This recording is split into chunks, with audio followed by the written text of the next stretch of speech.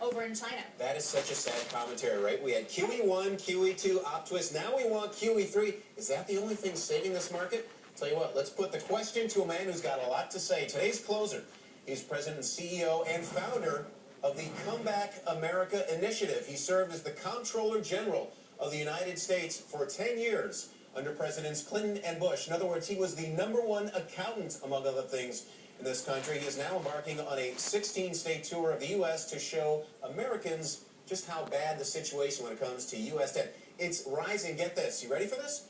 $10 million a minute. You can't make that stuff up. Welcome to Street Smart, David Walker. A pleasure to have you here. There we go. Think about it. $10 million a minute. As you point out, you're going around the country with this bus and with a clock on the bus. We've got more debt than Europe. How did it come to this? Well, we lost control. I mean, we've become addicted to conspicuous consumption and debt.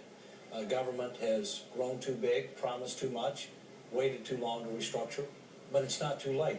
And the big difference between the burden barometer, which we're carrying around, which is going up 10 million a minute, and the national debt clock, is the burden barometer counts unfunded Social Security, Medicare, pensions, retiree health care, a variety of things that don't represent deficits and debt today, but they will if we don't course correct. And that's the real problem.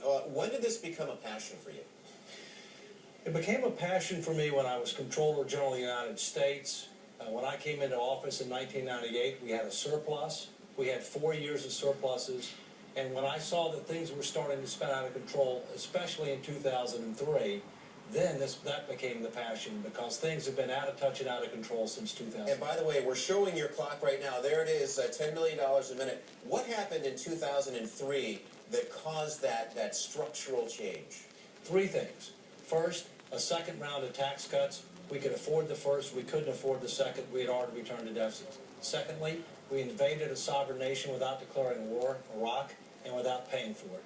And thirdly, Medicare prescription drugs was added $8 trillion in new unfunded promises to Medicare when it was already underfunded, $20 trillion. So, David, let's look at the federal debt, sort of where we've been and where we're going. This